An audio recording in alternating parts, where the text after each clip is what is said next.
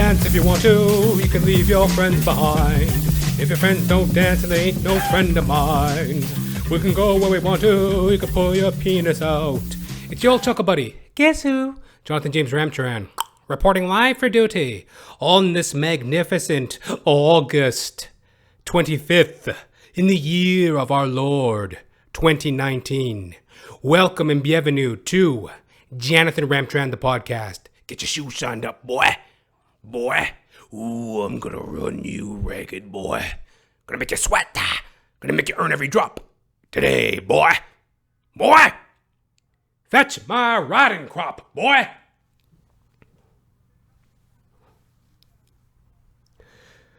It's a new format. It's a new format. If you're new to the show, Johnathan Ramcharan, the podcast. This is our 89th episode and our first video log, vlog, vodcast.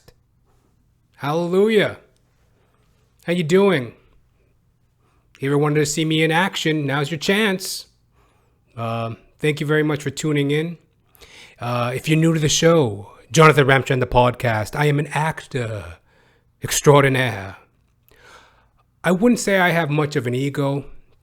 I wouldn't say that I'm a narcissist. I wouldn't say that, like, there's a chip on my shoulder, some sort of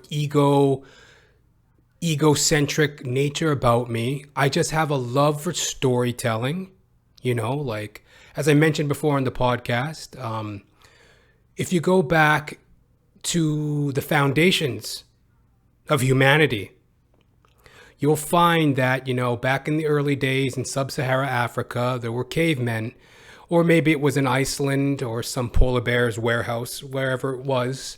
You'll find a cave and, there was cavemen.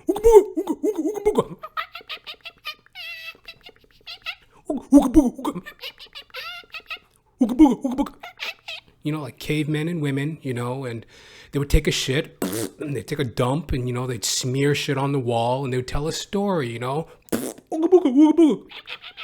This is the story of how, like, a little lamb wandered around in the lamb field. Little lambs and ducks and stuff. Quack, quack, quack. Shit like that. And they tell a story about deers and birds and shit, and they'd smear shit and berries on a wall, and they would tell a story.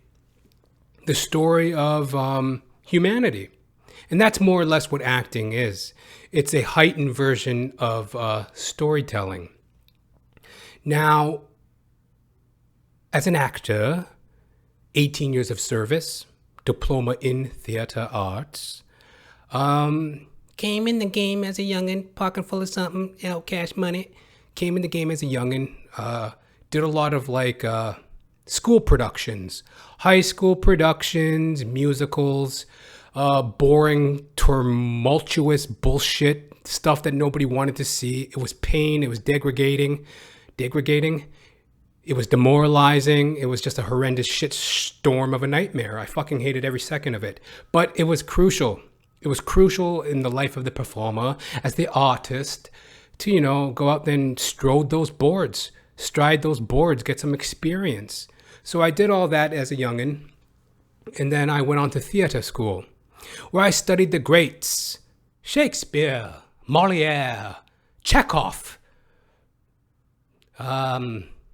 O'Neill, Shaw, a couple other cuckolds, a couple of bozos, other playwrights and shit like that. You study the greats and you study methods of acting, the method coined by Stanislavski. Now, I never fucking liked Stanislavski.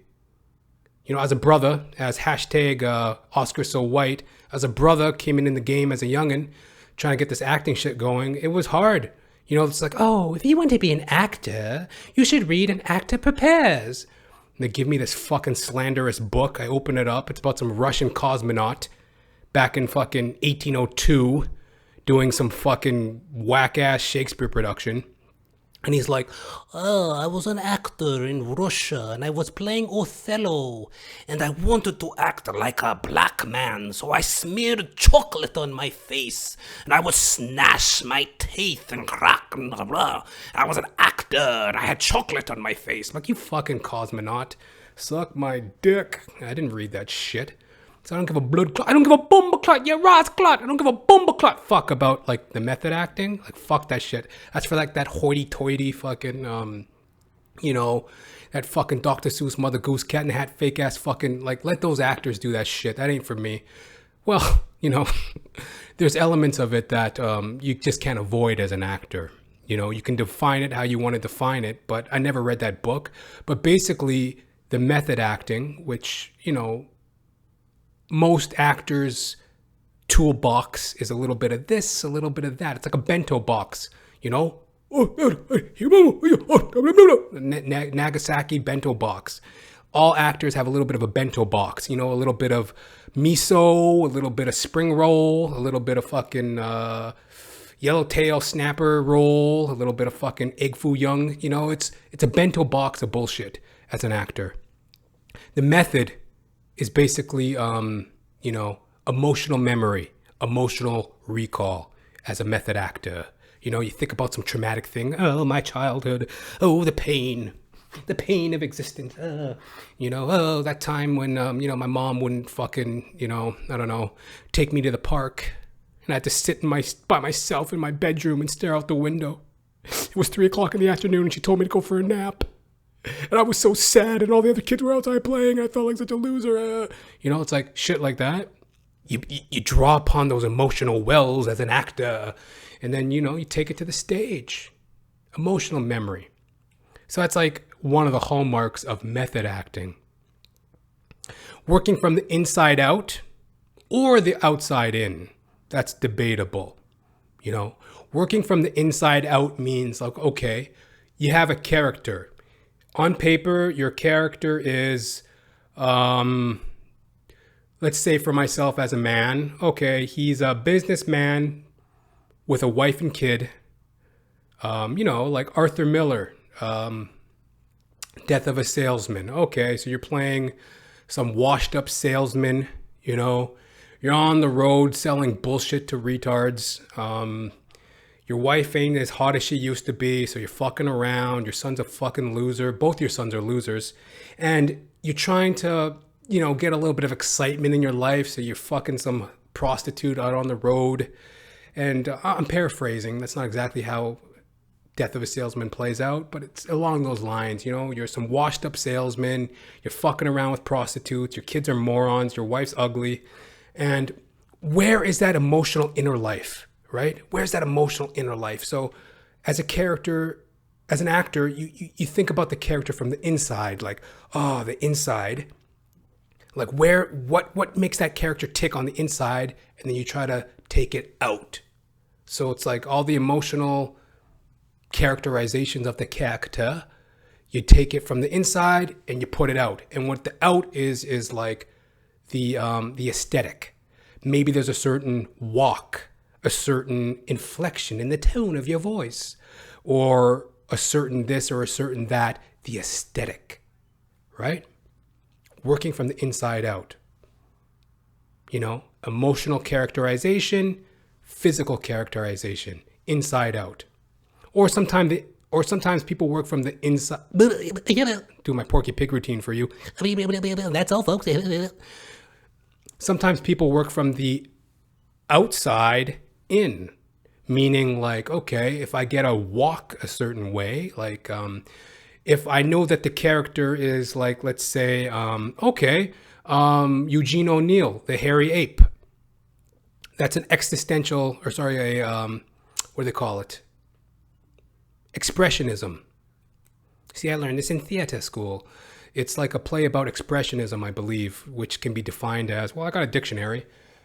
Expressionism is basically like, I don't want to do some hoity-toity tutorial on what is art or what isn't art or different expressions in art. But expressionism, as far as I can tell, is like, you know, it's even beside the point. Actually, well, I might as well. I'm in the trap so I might as well fucking open my trap and explain it. Expressionism is like basically movement, rhythmical movement in a chorus, like repetitive movements in a chorus, to convey a higher idea.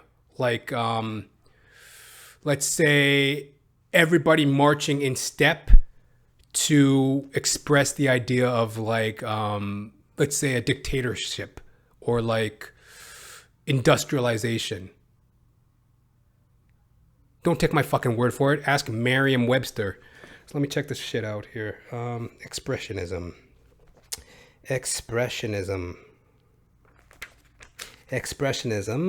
Exasperation. You guys are probably feeling some of that right now, I can tell. Expressionism. I'm too stupid to use a dictionary too. Well, I'm not, but you know how it is. I'm wearing sunglasses too. It's not exactly easy to read and wear sunglasses. You've tried that at the beach, haven't you? Expressionism.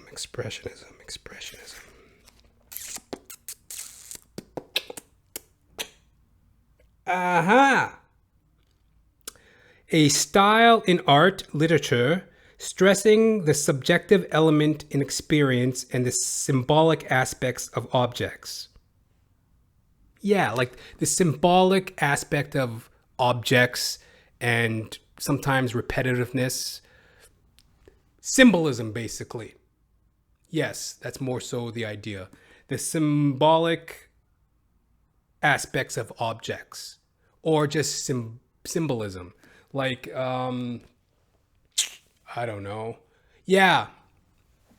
So, like, for example, in The Hairy Ape by Eugene O'Neill, some of the expressionism was through some of the symbolism, the symbolic symbolism was in like, there was a scene in which there's this character, he's like a maintenance man on a ship, basically. He's like a blue collar worker on a ship. And he's walking in the downtown and he's walking in one direction and there's a stream of people coming at him in a different direction. And they're with their heads down and they're bumping into him. And the symbolism of the character walking in one direction and the rest of society walking in the other direction with their heads down. The symbolism there was the robotic nature of, like, let's say the workplace, the 9 to 5, the symbolism of, drones, the worker bee. That was part of the symbolism. How everybody was so robotic, we're walking in this direction. And then the hairy ape, the fucking, the blue collar worker, he's like basically like Popeye. I am who I am, I who I am. And how come everybody's up? And he's all angry and shit. And, that's what it is. It's like that symbolism, basically. Like to symbolize.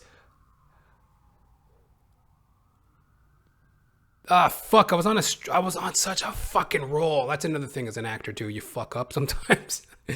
Take two. But like sometimes that's just basically what it is. The symbolism of like, the symbolism of, blah, blah, blah. The hairy ape, that actor. Fuck that shit. I started to yell. I'm getting pissed off now. Let me get to the point of this. It's basically working from the inside out, right? So it's like the characterization is what I'm trying to say, is like sometimes you got an actor that instead of working from the inside out, they work from the outside in, meaning their movements, right? Because that character in the hairy ape, he's very physical, he's very brash, he's very like, very manly, ooga booga, oh, Tarzan, me Jane type of thing, right? So you could work from the outside in. Okay, the character is kind of very brawny, very brass, very manly, testosterone. You could work from the outside in, where it's like, okay, so there's the exterior, the aesthetic of, oh, I'm a big man. Well, what is that characterization inside? What does that mean? Where does that come from? What's there? All right. So those are some things. And the craft of acting is just wide and vast. And a lot of this stuff sounds very, to the layman, I mean, if you're not an actor, you don't know, maybe you're curious, maybe you don't know, maybe you do know, but a lot of this stuff can sound very vague. But it truly is the difference between good acting and bad acting. You know, a good actor does this homework. A good actor or actress does this type of homework, does this type of study, puts this type of thought, you know? Like, okay, yeah, am I working from the inside out? Am I working from what the character is feeling inside and portraying that aesthetically outside? Or are they working from the outside in? What does the character look like on the outside aesthetically, and how does that make them feel inside? Or is it a mixture of both? And flushing out these details using emotional memory, as I mentioned there, the Stanislavski approach, you know, emotional memory, emotional recall, drawing upon those experiences, or sometimes, like as in the Meisner method, one of the hallmarks of Stanford Meisner. My name's Stanford Meisner. I want truth, goddammit, truth. My name's Stanford Meisner. I chain smoked cigarettes for 75 years. Now I'm dying from emphysema. You gotta feel it in your gut, your soul. I'm Stanford Meisner. Stanford Meisner was a acting coach, very prominent, very well-known acting instructor, one of the greatest of the 20th century. He had a lot of contemporaries, can't name them off the top of my head, but very well-known, respected acting instructor from New York.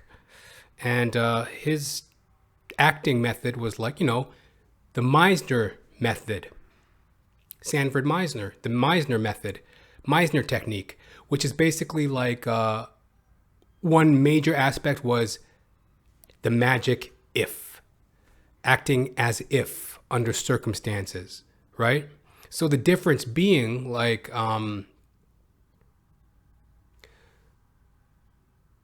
method acting.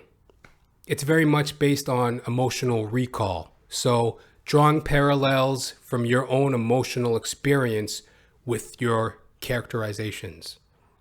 You know, portraying the character using emotional parallels in your personal life. Like I mentioned, mommy sent you to bed early and you felt really demoralized and disrespected. So then you can bring that to your pissy characterization of some, you know, punk ass bitch or whatever. Whereas in the Meisner technique, Meisner method, it would be like, okay, well, if I want to act like a punk ass bitch, maybe I'll just act as if. What would it be like as if I was a punk ass bitch? Because I would know nothing about that. So I would have to act as if I was a punk ass bitch or something, right? And so on and so forth. Maybe that's not the best character. So on and so forth wasn't what I meant to say, but it's like that basically. If you have any questions or queries on that, you can email me at jr.thepodcast@gmail.com. If you have any actor insight, questions on the method acting, question on the Stanford Meisner method, questions on anything actor related, just hit me up, jr.thepodcast@gmail.com. But yeah, that is kind of some of my background as an actor. I went to theater school, and that's kind of some of the stuff they taught me there. They were introductions and, introductions into those worlds. Method acting, Meisner method technique, and musical theater, which I definitely hated. I hated that. I hated musical theater. Not much of a singer. Well, actually, no, that's not right. That's not true. It's not that I don't like singing or can't do it or don't appreciate it. I'm not the greatest singer, but it more so is, that's not how I see my acting. I'm not like a musical theater actor, a diddly-doo, dum-de-doo. Like, that's a whole other thing that it should be done. Like, that's the thing. Do what you love. I love acting in the traditional sense of a stage play or a film or a vodcast or, I like acting in that nature. I don't like, I remember I had to sing a fucking musical theater song for like my introduction to my musical theater class or whatever.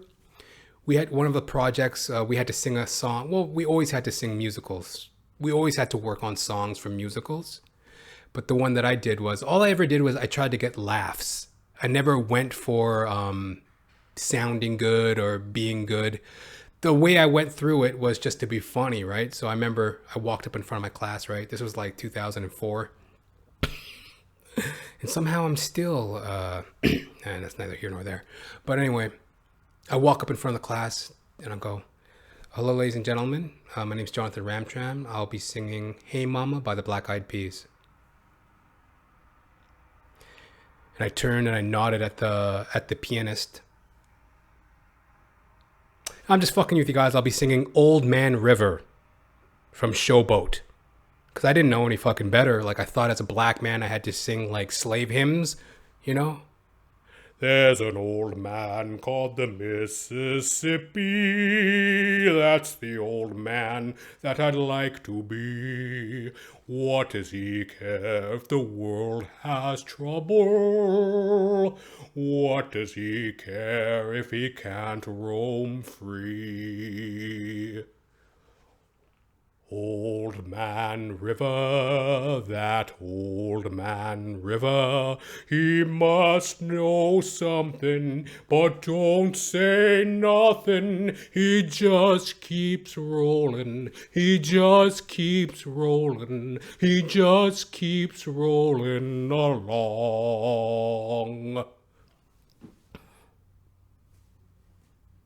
Is that fucking fascinating to you? Slave hymns? Old Man River. I didn't know what the fuck I was doing, Showboat is like a fucking musical about a plantation or some shit, right? The Deep South. I'm singing Old Man River. I didn't know what the fuck to do, right? It was musical theater. I was fucking 17 years old. Just wetting my beak, just wetting my beak as an actor. Like I said, you go through all sorts of shit. And not like I said, but what I'm about to say. You go through a bunch of shit as a performer. It's not for the fucking faint of heart. You're gonna fucking get out there and shake your tail feather, make a fucking fool of yourself, embarrass yourself, go against your family, your friends. They think like, what the fuck are you doing this for, man? Like, are you serious? But that's what you do. You do it for the love. You do it for the joy, for the pain, for the pleasure of being an artist. One of the best advice I ever got, well, maybe not so much advice. Yeah, I guess you'd call it advice. My acting coach in theater school, he once told me, he goes, "Do you love yourself in the art, or do you love the art in you?" That's very poignant. Do you love yourself in the art, or do you love the art in you? Now, as a precursor to this, like my acting coach, he was a fucking mental patient. He was like 5'2", very temperamental, very thespian-like, very fucking curmudgeon-y. He once threw a fucking little chubby water bottle at me. Do you guys remember Little Chubby? Like Little Chubby, the little juice boxes? These little fucking 100 milliliter bottles of juice. He was drinking on a Little Chubby, and he was like in the middle of trying to teach me something about acting. And I'm like, yeah, I know it all. And then he got all pissed off, right? He goes, you call yourself an actor? And he fucking throws a Little Chubby at me, right? I'm like, fuck, man. So, that's what I'm saying. As an actor, you got all sorts of shit. You get people throwing water bottles at you and shit, Little Chubbies. But even though he threw his little temper tantrum, and then he threw a chair too, right? He's like, He throws a fucking chair and he throws a little fucking chubby water bottle at me, right? And I'm ducking water bottles and shit. But then on the flip side of that was he would lose his temper. But the flip side of that was he had a lot of great advice. This acting thespian coach of mine, he goes, yeah, do you love yourself in the art or do you love the art in you? And that's very poignant because it's like some people in artistic communities, they love themselves in the art. Oh, I get to act all trendy and this and that and I'm an artist and I can sit around and talk about expressionism and what it means to be an actor working from the inside out or the outside in and blah blah blah. Oh, that is too solid flesh would melt, thaw and resolve itself into milky dew. Oh, well, all of Arabia's perfumes not sweeten this little hand. Oh, I'm an actor. Like, do you love yourself in the art? Do you love looking cute and sitting cross-legged on a fucking interview? Or do you love the art in you? See, now I'm being myself, taking the sunglasses off. Do you love the art in you? Do you love the idea of, like, being yourself?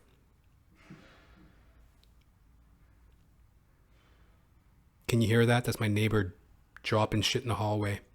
But do you love the art in you? Do you love the idea of, like, what is artistic in you, to seek that out and to attach yourself to that rather than the glitz and the glamour, the fame and the fortune? Do you love what is truly artistic about you? And that's what I'm trying to ride, because that's what it's always been. I used to equate success with fame and fortune. I wanted to be successful on those levels just because I thought that's what it meant. But through my journey of performing, I truly understand that I do this because I love doing it and I just want to work. That's basically it. And that's the idea behind the podcast, just to keep myself busy and working, and I'm loving the art in me versus myself in the art. So there you have it, Johnathan Ramcharan, actor. I am also an alcoholic. 2 years, 9 months of sobriety. 2 years, 9 months of sobriety. Happy hallelujah. If you do need sobriety in your life, ladies and gentlemen, please call the cops. But please, go out and seek it. You know what I mean? Get yourself together. Get out there and, I'm not trying to demoralize you or, talk down to you there. Get yourself together. But what I'm saying is, well, actually, I am talking down to you, you fucking lush. You washed up loser. You rotten, crummy, good for nothing. Lay about, hole in the wall, bubble guppy. You fucking bubble guppy. Aren't you sick of your friends laughing at you behind your back? Your girlfriend hates you. Your parents won't talk to you. You can't borrow money from the bank. Aren't you sick of your pathetic life? I was. I went pretty low. I was getting too much loving myself in the art versus the art in me. When you love yourself too much in the art, you can tend to get carried away in experimenting. So I did a lot of, I was drinking constantly.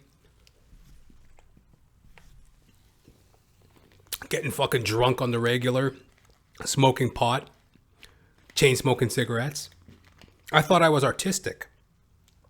I thought I was,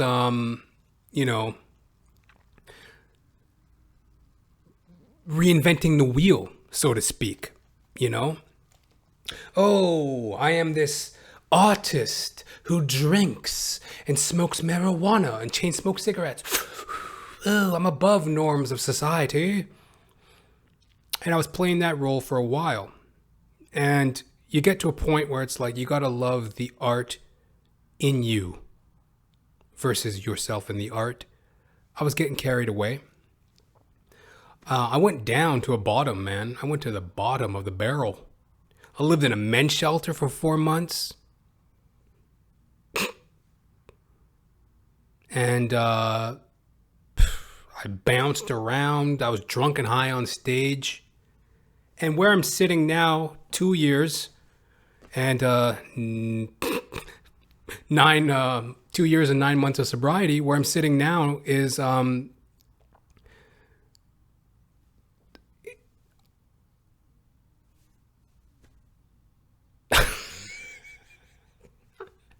it's kind of funny when you well, it is funny when you know, being in front of this camera talking. I feel like I'm talking to a person, and then I felt like I was really having a conversation there, and then I looked, I'm staring at a fucking GoPro.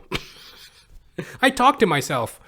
No, but like where I'm really getting to is a place of where I've always been actually in my recovery. One of the things I did get right in my life was, you know, I fucked up a lot, right?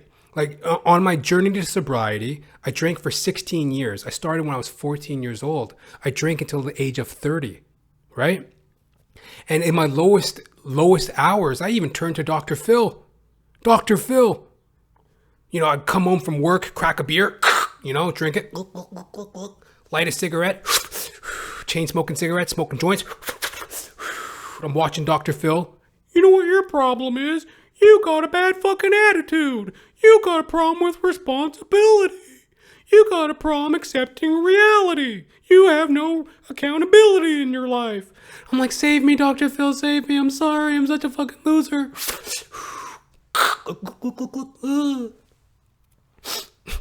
You know, so I tried so many different avenues of recovery. I tried Dr. Phil. I tried white knuckling it, even though I'm black. White palming it. I tried white palming it, you know, white knuckling it. I couldn't do it. I couldn't stop from drinking. That was an old fucking, I guess that was an old, what do you call it? Blazing Saddles gag. You remember that? When they're in whiteface, or no, they got the hoods on. Hey, how come this guy's black? I know, it's, you know, it's just a little bit of dirt, you know, it's coming off. An old gag, an old Mel Brooks gag, Gene Wilder gag. But anyway, like, you know, I turned to Dr. Phil in my lowliest hours. I was trying all sorts of ways of recovery. And what worked for me was I got into a 12-step program. And that's nothing official. You don't have to sign up for anything. You don't have to give any personal information. You just meet with a society of people striving for sobriety.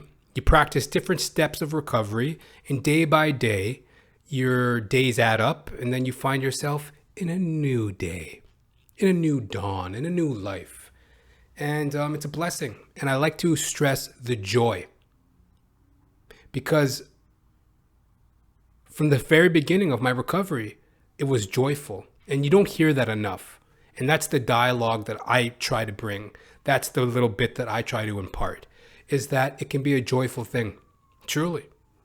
I mean, on one hand, I could look at this vlog, you know, and be like, oh, fucking YouTubers, and oh, everybody has a podcast, and oh, blah, blah, blah. I'm so ungrateful for things in my life, where it's like, yo, when I was at the bottom of that barrel, when I was turned into Dr. Phil for advice, which is a great source of advice. I like Dr. Phil. But like, you know, when I was in my real fucked up place, I had nothing. Nothing good was going for me. I was like 30 pounds overweight, bloated, beer gut, beer belly, fucking bottle baby, and drinking every fucking day, smoking cigarettes. You know, lungs were bad, sweaty, bloated, overweight. And, you know, the gratitude and the joy in recovery was, it was a chance for me to reconnect with the real version of myself, to reinvest in myself in a real, meaningful way. And that's the joy that I like to impart upon people, because a lot of times in recovery, what I was hearing a lot, and I'm not trying to, it's valid. One of the realities of a substance abuser, an alcoholic, an addict, one of the elements is a lot of regret. One of the many elements is, you know, regret, guilt. Some of the many elements. The elements. Do you know what elements are, you fucking idiot? Some of the elements of going through a recovery is that there's going to be guilt. There's going to be shame. There's going to be remorse. There's going to be humiliation, accountability, all those things. And at the outset, it could seem very daunting. Like, oh my God, my life is fucked. And now I have to turn it around. And oh my God, now I'm looking in the mirror. And oh my God, who am I? Right? Well, what I'm trying to say is there's a lot of joy. Hey, like I'm like everybody. I had my amends to make. I had the accountability I had to take. But at the end of the day, I was very grateful. And I am remaining very grateful for the chance to get back at myself. Get revenge on myself. Get some recovery. And I'm healthy and I'm happy and I'm doing things. I got a podcast. There's 89 episodes, first video podcast. And this could be for anybody to do something in their life the same way. This is like, whatever the fuck it is. Are you a baker? Get to baking. Get those fucking cupcakes made. Cupcake, muffin. It's a glorious chance to be yourself for real. So yes, Johnathan Ramcharan, 2 years sober, 2 years and 9 months sober. I don't know why I'm doing that. 2 years and 9 months sober. I'm a kid again. Happy hallelujah. And I am also a janitor. Yeah, so what? I'm a janitor, huh? So what? What? You wouldn't kiss a janitor, huh? Do grimy for you, huh? Yeah, your mother thought you could do better than me, didn't she? No, Johnathan, no, don't say that. I love janitors, Johnathan. You're delusional. I never said that. I love janitors. I think they're sexy, Johnathan. No. You lying bitch? No, I don't have a chip on my shoulder about it at all. I love being a janitor. It facilitates a few things in my life. Like, as I mentioned, I am an alcoholic. As I just mentioned, I'm a raging alcoholic. 2 years and 2 years and 9 months of sobriety. Coming up 10 months very soon. And, idle hands are the devil's playground. So when you're sitting around and you're fucking twiddling your thumbs and you're twiddly D and you're doing dick all with your life, that's when some of the negativity and the bad feelings and the, what if, oh, the grass looks greener over there. Oh, well, the grass looks greener over there. How come that cow gets that grass and I'm over here eating this same old grass? Grass looks greener over there. The cattle look more fed. You start twiddling your thumbs, and idle hands are the devil's playground. So working as a janitor gives me the opportunity to make a living, to cover my overhead, pay for all the production value stuff to be a producer of comedy, acting, whatever the fuck I'm trying to do. This all costs money. This is my mic right here. This is my other mic. I got several microphones as a performer, a podcaster. Several microphones, cameras, apartment, backdrops, clothing, sparkling water. This shit ain't fucking cheap. Well, it's pretty cheap, but it's what it is. Where it's like, just being grateful for having a day-to-day job that pays my bills. And number two, it facilitates my performing. As I mentioned, you need things to be a performer. You got to, you can't be living on people's couches for the rest of your fucking life. So if you want to up your game as a performer, you got to be able to cover your bases. So that's where the gratitude of being a janitor comes in. And, one thing that does get me laughing, though, is, I'm talking urinals, toilets, sweeping, mopping, shit like that. It's a grimy fucking grind, y'all. It's a grimy grind, y'all. But it pays the bills. And, one thing I will say is I hate, and I alluded to these things on the last couple episodes. My main beef with being a janitor is, number one, being complicit in the lie. Like, as a janitor, I'm talking about urinals, toilets, toilet bowls, vomit, piss stains, mopping toilets, like things of this nature. Sometimes I go to work, and I work at a very high-profile building in downtown Toronto. Shout out to the 6, you know what I mean? T.O, the 6. I forgot to mention, I live in Toronto, Canada. But anyways, well, actually, I've mentioned, this is episode 89, God damn it. What, am I supposed to be shy because I'm on video camera? I don't give a fuck anytime, anywhere, motherfucker. You know, Johnathan Ramcharan, the podcast. Sitting around pretending like I've never done this before just because you're watching. Fuck you. But, I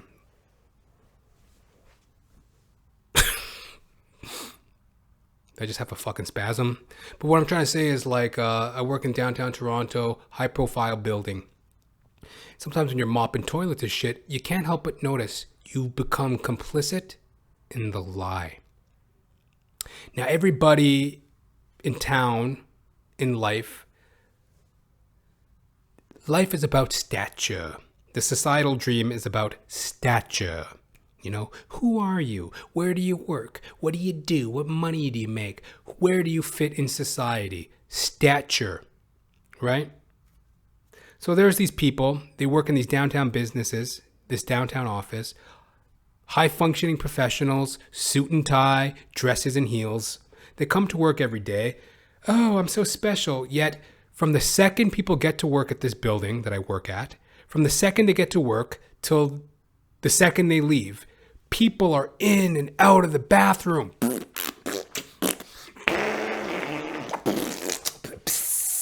Shitting, pissing, doing God knows what in these bathroom stalls, incessantly, consistently. So there I am, complicit in the lie. Don't these people have work to do? Do you really hate your life that much that to, like, you know, save yourself from doing 20 minutes of a job that you hate, you go and hide in a bathroom stall?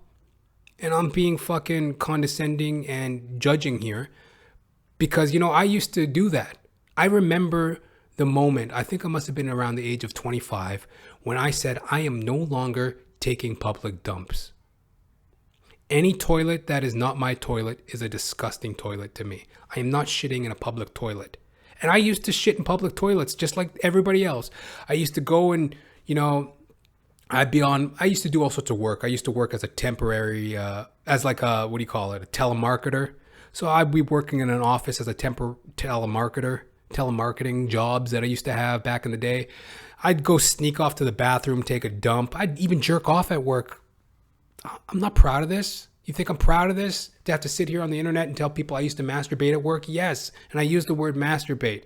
I would sit in a toilet stall, fantasize about previous sexual escapades I had with various women, get sexually aroused, manually tug myself to ejaculation. I'm not proud of this. You know? All because I hated my job. I masturbated at work because I hated my job. That's just what it was. I would masturbate at work because I hated my job. I would take a shit in a public toilet because I hated my job. And at some point I said, no, enough of this. I'm going to go and give an honest day's work. And I'm not going to care about taking a shit in a toilet just to save myself from doing a job I hate. If I really hate that job this much, I need to get out of this job as quick as possible. And that's what I mean about being complicit in the lie. All these professionals in their suits and ties and their dresses and heels, shitting and pissing and jerking off and finger banging themselves at work, all for the sake of wasting 20 minutes, all because they hate their job and they hate their existence. So yes, I am a janitor. And I consider myself in jail. I'm in jail. I'm in a job that I don't particularly like. I'm around people that I don't want to be around. But I'm doing it with the humility of, hey, that's just where I am in life. I got to work myself up. Keep doing what I do. Keep grinding how I grind. Happy hallelujah. And one day I'll break free of this jail. I shan't be a janitor forever. I'll be dead someday. So there's always that grace, you know, the grace of death. Yeah. One day, It's like, I'm not going to be a janitor forever. I'm not going to be doing this job forever. I'll be dead someday. So then I can rest. But through the grace of recovery, through the grace of the internet, through the grace of y'all, people like you, I steadily grind away. And one day, I will reap what I sow. Harvest my crop. Till the field, so to speak. One day my fruits will come to fruition. And till then, happy hallelujah. I'm a janitor. And last of all, I am a stand-up comedian extraordinaire, 10 years of experience. I have worked as a professional comedian, as a middle act. For all y'all that don't know, a basic comedy show at a professional comedy venue, generally speaking, is there's an MC, a master of ceremonies, who opens the show. The MC opens the show, does 10, 15 minutes. Then the middle act comes on, myself. You do 10 to 20 minutes. And then the headliner comes on, does 45 minutes or so. 45 to an hour. That's a typical comedy show. So I've worked professionally, semi-pro as a middle act. See, I forget things. That's how professional I am. So I've worked semi-pro as a middle act. I've produced my own independent shows. I've been on a lot of independent shows. The show that I produce, Our Righteous Mike. That's a show I produce here in Toronto, Canada. Here. And that's on hiatus. Who fucking knows what's going on with that? I'll talk about that at a later date. And I've done a lot of open mics. And where I'm at right now in my career is just trying to have the gratitude, as I mentioned.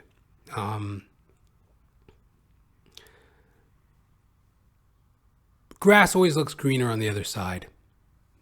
We always want more. We always consider ourselves worthy of more, or in a pursuit of a higher calling, whatever that is. I'm at a place right now where it's like, okay, the job of comic, the job of a comedian, to make an analogy, the analogy that keeps sticking in my mind is like this. Let's say I was a guitarist. Basically, I know how to play guitar. What I need now is a band.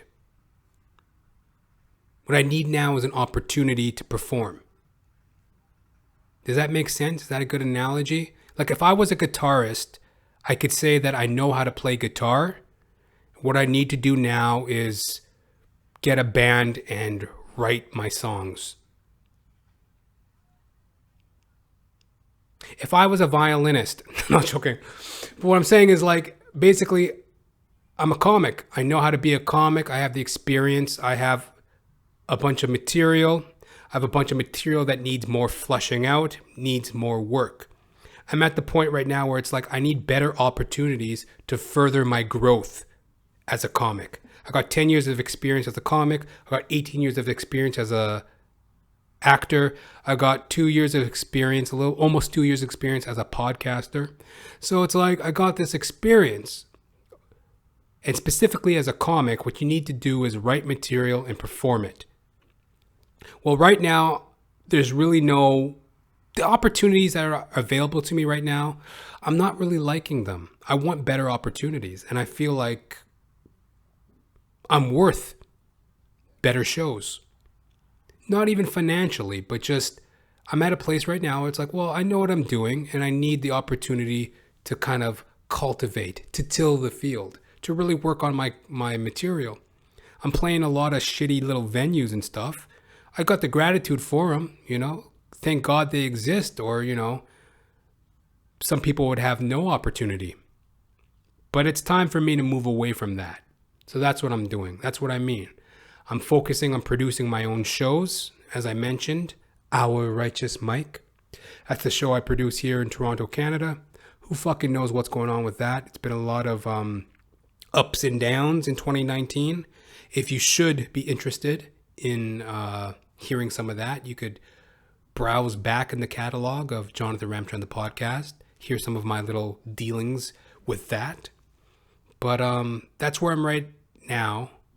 That's where I am right now as an actor, as a comic. That's where I am right now. Trying to fill that gap, bridge that gap.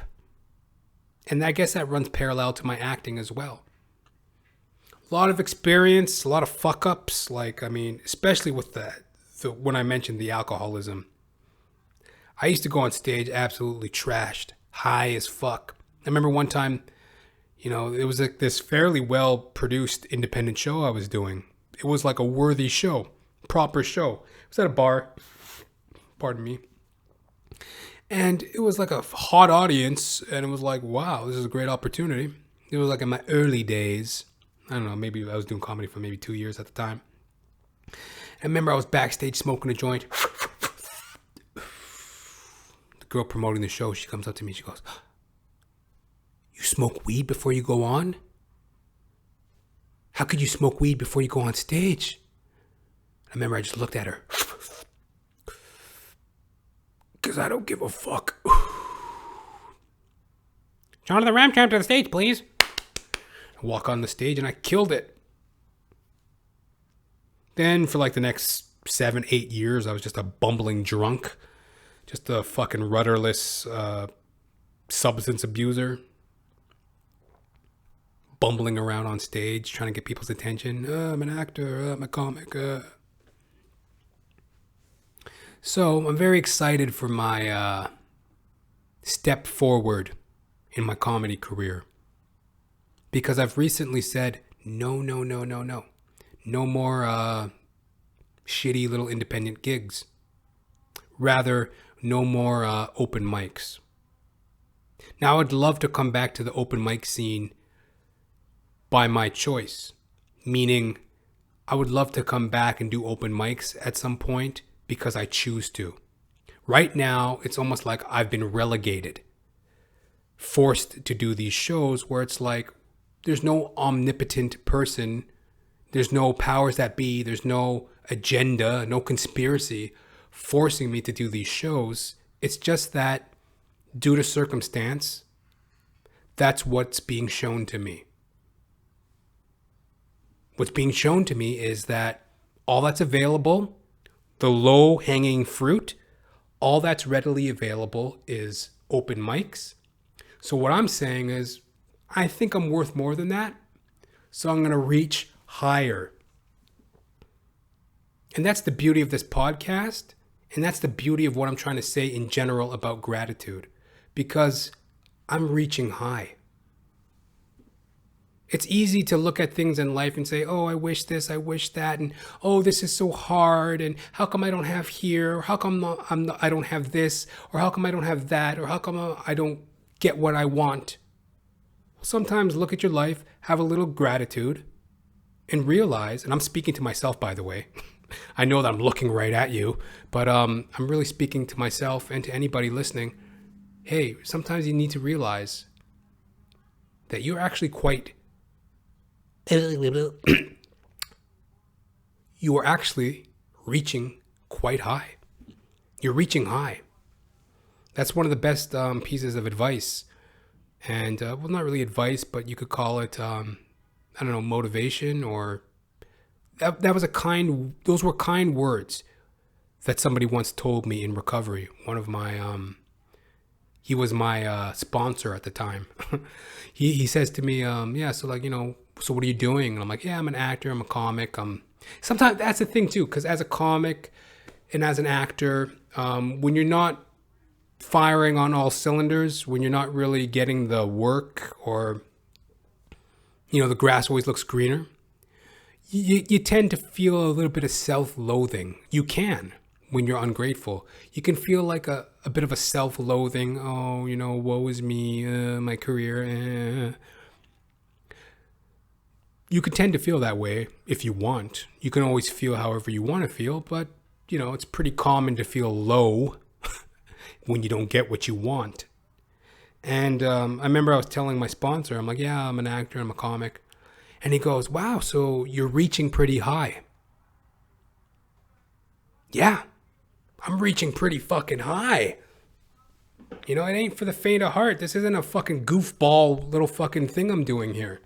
This takes skill, dedication, heart, time management, persistence, confidence, artistry, skill, due diligence, insight, intellect, integrity. It takes a lot of fucking shit to be a fucking performer and talk about dick and penises. It takes a lot of time. It takes a lot of heart. It takes a lot of skill, craft, dedication. It takes going through a fucking drug-induced alcoholic stupor for fucking 16 years. Then you step back and you think about it. What does this all really mean?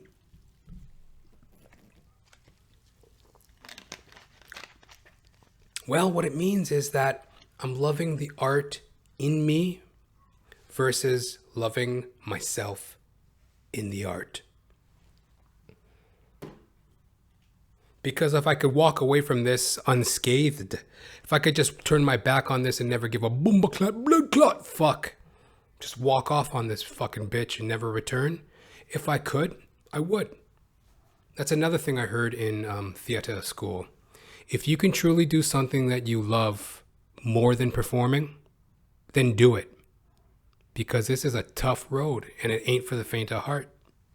So if I could just turn my back, I'm not crying, by the way, there's something in my eye. And even if I was, so what? I'm an actor. We cry all the time on cue. Cry. That was one of the worst. I was doing this horrible fucking independent film like 3 years ago.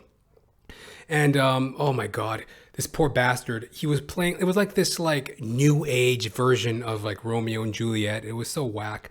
But anyways, this poor bastard, he's dressed up in leotards. This motherfucker's wearing tights. He's wearing tights and those puffy neck things that like those old idiots that played the lute. Well, a lute's more like a, but whatever. You know those old time idiots that dress up like, you know, like in the Middle Ages. He was dressed up like some idiot in tights, like Romeo, and he's on the ground, and the director's got a camera in his face, nice tight close up on the guy's face, right? And he's just like, okay, cry. Cry. Cut. I said cry. Okay, we're going to try this again, and roll him, and cry. He's just yelling at the guy, cry. So that's what I mean. I'm loving myself in the art, rather loving the art in me versus loving myself in the art. There's so many fucking boneheads bumbling around out there loving themselves in the art. Like, what the fuck? You don't know anything, bro. You don't know anything about directing. You don't know anything about acting or actors to give a direction like that. Cry. Yet that's a person hell-bent on being in the industry. To look a certain way. Oh, I'm an artist. I'm a director. I'm a director. Oh, look at me. I'm a director. Cry. And action. Cry. Roll 'em. I'm directing things. Cry. You don't fucking know dick, buddy. Fuck off. Eat a penis, you penis wrinkle. And, you know, that's that. That's what I learned. It's like, if I could walk away from this bitch and never return, I would. But it's like, I've chosen to do it. I love the art in me versus myself in the art. I keep repeating that, but I think that's important. And that runs parallel to anybody. You got to love what you do versus how you look what you're doing. Whatever you do it good. Whatever you do now, do it good. It's not what you look like when you're doing what you do. It's what you're doing when you're doing what you look like you're doing. Express yourself. I remember once I was drunk and high in a men's shelter. We're all fucked up, right? I was on pills too. I was taking, what were they? Ecstasy, MDMA. as the kids call them. I was taking MDMA in a men's shelter, getting drunk and high, and we were listening to Express Yourself. Express yourself. So you got to express yourself in whatever you do. You got to love yourself, what's in you. You got to love what's in you in your art versus yourself in the art. So don't become a plumber just to look like a fucking plumber. Don't become a fucking accountant just to look like an accountant. Don't be a janitor just to look like a janitor or this. You got to love what you do, or what's the fucking point of doing it? It's got to inspire you. Don't you want to wake up every day inspired versus like, oh my God, another fucking day? Oh my God, another fucking day. Why would you live that way? You got to wake up inspired, man.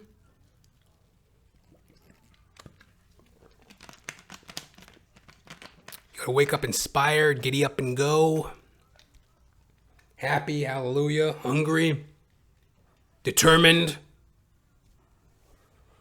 with a destination in mind. And you know what? It's not the journey. Rather, it's not the destination. It's the journey of life that counts. At least that's what they say. Going forward, very happy and hopeful, as always. Those are the things that sum me up for the moment. Johnathan Ramcharan, actor, alcoholic, janitor, stand-up comedian. So yeah, that's a bit of a video update. I used to go to a place called Video Update a lot, actually, to rent VHSs. That's how I first got into acting. When I really got into acting was, I used to go to this video store called Video Update. This was like 2002. DVDs were starting to become more prominent in, the world, society. And I could rent like 2 VHS tapes for 99 cents. And that's when I was on the cusp of, not on the cusp, but the beginning rather, of my artistic journey. And I would go rent all these VHS tapes and I'd watch all the greats, the Meryl Streeps, the Denzel Washingtons, the Morgan Freemans, the fucking, Richard Burton, the fucking whatever the fuck, the Bette Midlers, the fucking Clint Eastwoods, the fucking, whatever. I go rent all these movies and I'd watch all the greats, the Al Pacinos, the fucking Denzel Washingtons, like I mentioned, the fucking Robert De Niro's. I'd go and I'd watch all these VHS tapes and I'd learn about the greats and the films and the this and the that. And that was a video store called Video Update, where I went and I did that. And this is a video update for the podcast, Johnathan Ramcharan, the podcast, episode 89. I've been very blessed and fortunate to have you here this day or night or morning, or maybe you're in jail right now and you've siphoned some Wi-Fi and you're in a holding cell and maybe that's where you're watching this. I have no idea. But that's the beauty of the internet. That's the beauty of podcasts. You listen to them when you can, where you can, how you can. And can you do the can? It's your old chuckle buddy, guess who, Johnathan James Ramcharan, reporting live for duty on this magnificent August 25th in the year of our Lord, 2019. Thank you very much for listening. That's just kind of an introduction into what's going on the podcast. More interesting things to come.